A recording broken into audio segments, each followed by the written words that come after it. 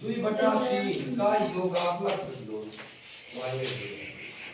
तो हम लोग पढ़ेंगे आज जीवों में जन्म।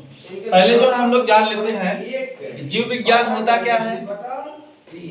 जीव विज्ञान तो इस साइन उल्टा ई इसका प्रतिलोम जो है पास है। जीव विज्ञान विज्ञान की वह शाखा जिसके अंतर्गत विज्ञान की वह शाखा, बहुत पुरानी परिभाषा, इससे आप लोग परिचित होंगे। बताएं जिसके अंतर्गत अभी हम लोग इसका जो किसी त्रिभुज पर नहीं माने सजीवों का अध्ययन किया जाता है। और tan का उल्टा 1/, बनी बना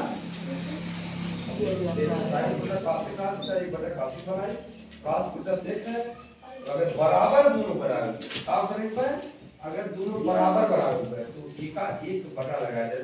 काश उल्टा से सब जानते बाकी जीव विज्ञान कहलाता है। करे कोई एक बटा tan उल्टा काट होता है, लेकिन जब बराबर कर दिया 1 बटा ठीक है। बात की जाए इसके जनक कौन है, तो अरस्तु, फादर ऑफ बायोलॉजी तो अरस्तु, लेकिन इनका अंग्रेजी नाम अरिस्टोटल लिखा जाता है ना। बस सुनिए, ये जो है परिभाषा है, इसको उतार लीजिएगा, फिर हम लोग जो है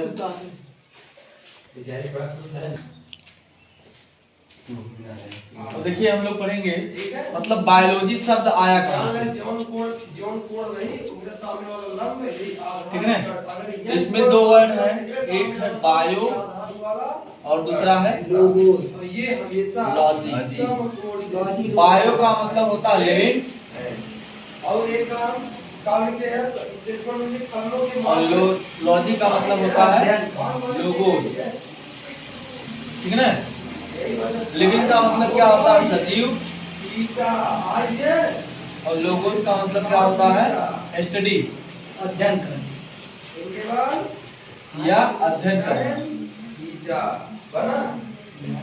ठीक। तो यहाँ पर विज्ञान की वह शाखा जिसके अंतर्गत सजीवों का अध्ययन किया जाता है उसे हम क्या कहते हैं, बायोलॉजी कहते हैं, ठीक। अब एक मामला आता है कि यह जो है कितने भागों में बटा है, ठीक है। तो यह जो है बेसिकली अगर देखा जाए तो जीव विज्ञान जो है यह 2 भागों में डिवाइड है। एक जंतु विज्ञान साइन थीटा बराबर लंब बटे कर्ण, और दूसरा हो जाएगा वनस्पति विज्ञान। अब cos थीटा इनके पास cos नंबर आया है, cos थीटा बराबर आधार बटे कर्ण, तो इसको बोलते हैं इंग्लिश में जूलॉजी, इसको बोलते हैं बॉटनी। tan थीटा बराबर लंब बटे BOTANY।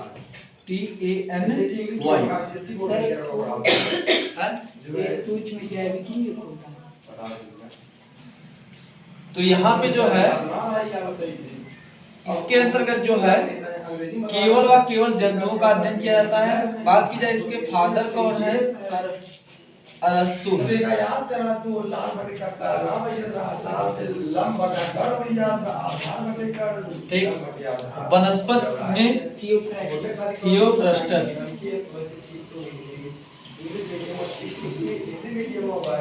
थियो कैसे याद करा, देखो हमके पहले ई 31 बना दिए, हमके पहले यहाँ जा थियोफ्रस्टस, नीचे चला, ठीक है ना। कहे पहले सीधा जा, एक के बाद ऊपर जा, एक के बाद। देखिए हम लोग पढ़ेंगे जीवन अवधि। जीवन का मतलब क्या होता है, हम जो है कितने दिनों तक जीवित रहें। जीवन से यहाँ पे क्या तात्पर्य, जीवित रहने से, जीवित रहना,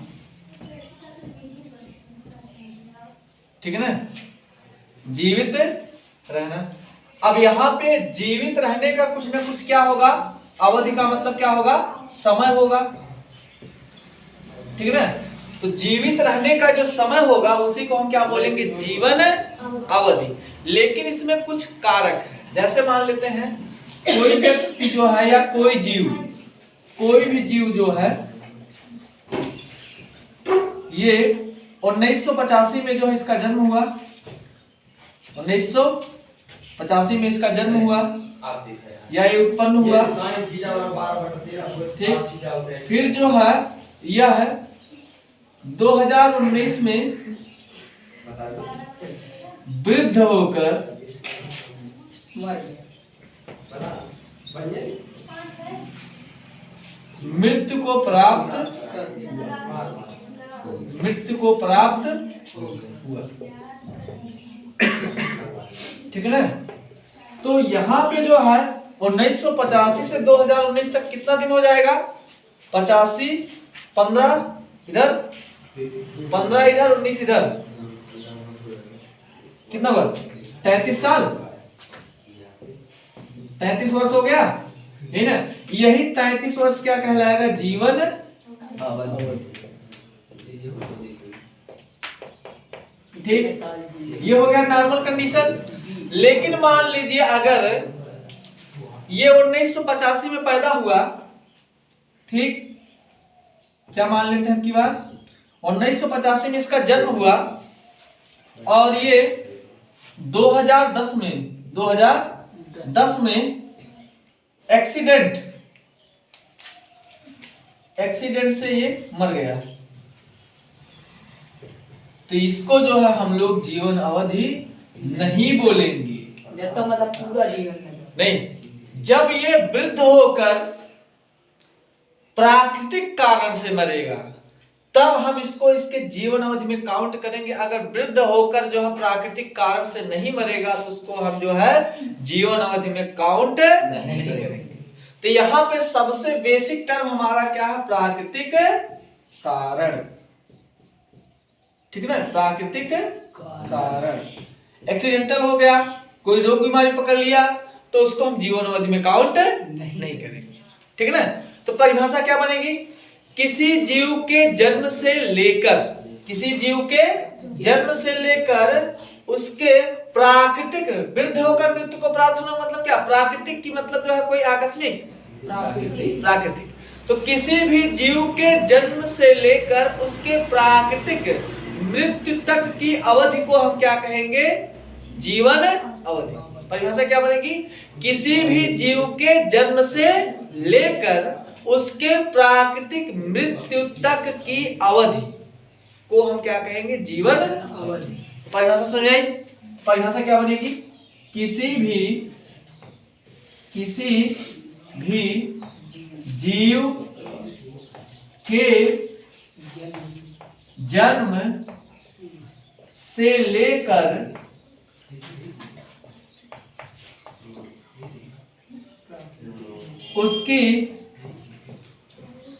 उसकी प्राकृतिक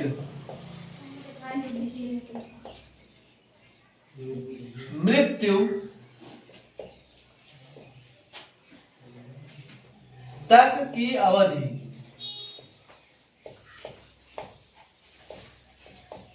प्राकृतिक मृत्यु तक की अवधि जीवन अवधि कहलाता है।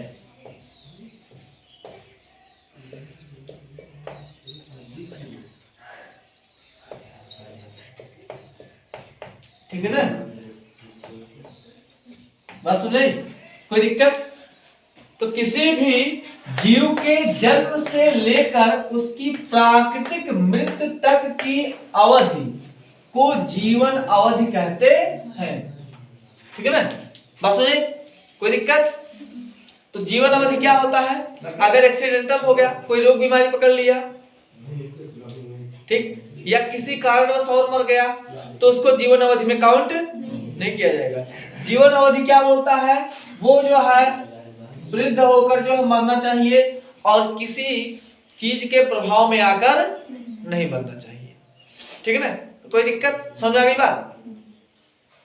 तो डायग्राम के थ्रू अगर आप बनाएंगे तो कोई जीव होगा, उसका क्या होगा? जन्म होगा और फिर उसकी क्या होगी? मृत्यु होगी। लेकिन जो मृत्यु होगी वो कैसे होगी? तो प्राकृतिक कारण से होगी। ठीक। और इस दौरान उसके जन्म से लेकर मृत्यु मृत्यु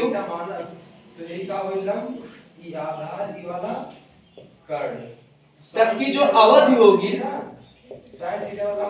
उसी को क्या बोलेंगे? जीवन अवधि। ठीक है ना? इसी को हम क्या बोलेंगे? जीवन अवधि। इंग्लिश में क्या बोलते हैं? Life span. ठीक है ना? तो ये परिभाषा हो गई, हो गया डायग्राम इसका। ठीक है ना? कोई दिक्कत? बना लीजिए इसको।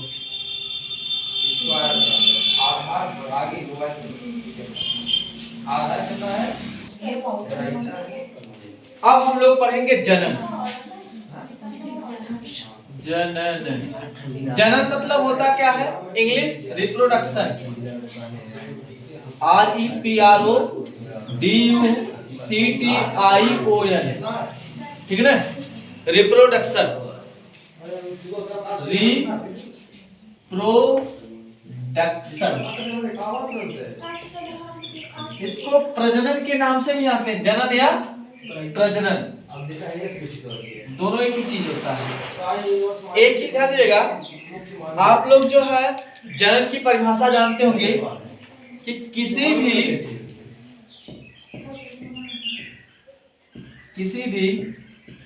जीव के द्वारा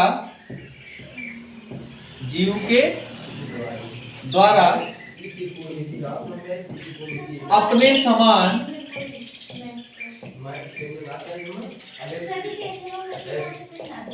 संतान को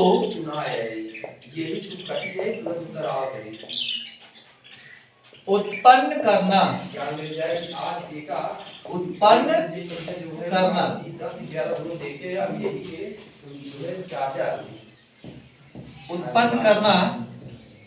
जनन कहलाता है।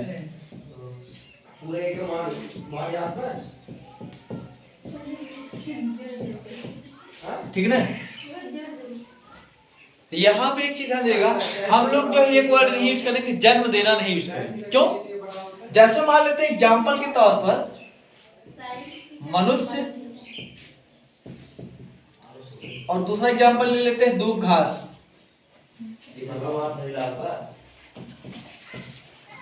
तीसरा ले लेते हैं गन्ना। ठीक है ना?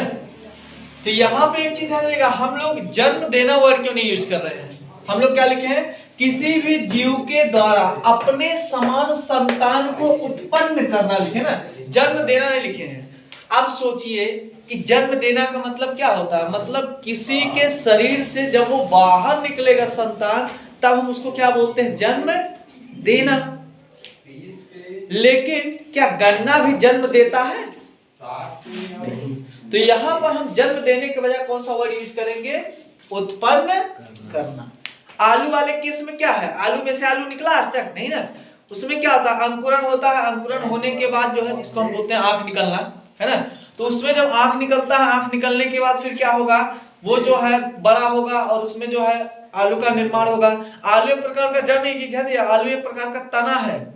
आलू जड़ नहीं बल्कि क्या है? एक तना है। जो हम लोग खाते हैं वो क्या है? तना है। ठीक ना? तो यहाँ पे मनुष्य जो है ये जन्म देता है। ये क्या करता है? जन्म देता है संतान को।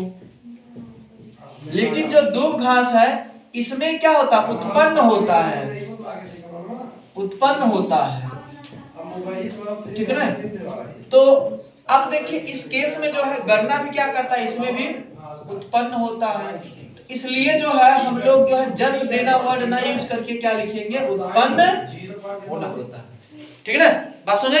कोई दिक्कत है ना? समझा की बात? अब देखिए जैसे मान लीजिए कि एक कोई खेत है, मान लेते हैं, ठीक है ना? एक कोई खेत है। अब इसमें मान लीजिए किनारे किनारे पर जो है थोड़ा सा इधर घास जमा हुआ था। तो मान लीजिए जो इसका किनारे वाला भाग, जो मेड़ा वाला भाग है, वहां पे जो है दूब जमा हुआ है। ये सब यहाँ पे क्या है, इतना दूब फैला हुआ है, मान लेते हैं इतना मोटा है ये,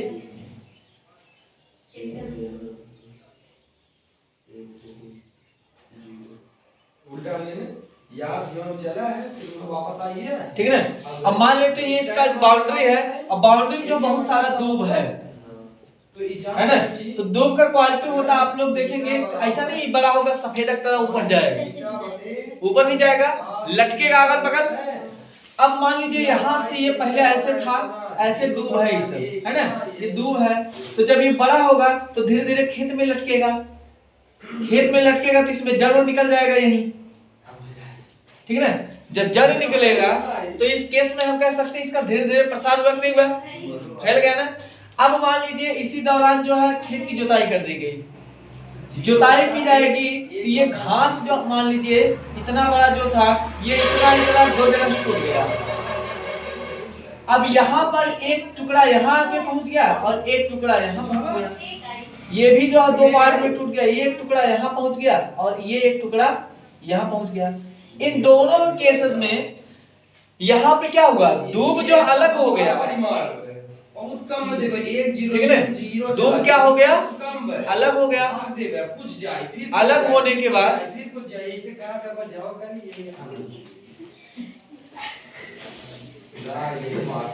ठीक है। तो यहाँ पर जब ये अलग हो जाएगा, अलग होने के बाद फिर क्या होगा, यहाँ ये पहुंच करके इसमें क्या हो जाएगा, जम जाएगा, ये अंकुरन आ जाएगा, कलिकाएं निकल जाएंगी, शाखाएं निकल जाएंगी।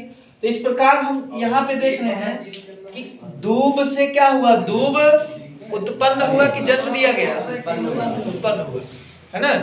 तो यहाँ पर इसको हम क्या बोलेंगे, उत्पन्न ना, इसलिए हम कौन सा वर्ड यूज करना ज्यादा उचित रहेगा यहाँ पे, उत्पन्न, ठीक है ना। बात समझ आई, कोई दिक्कत नहीं ना। अब जो है हिंगाली का जनन के प्रकार,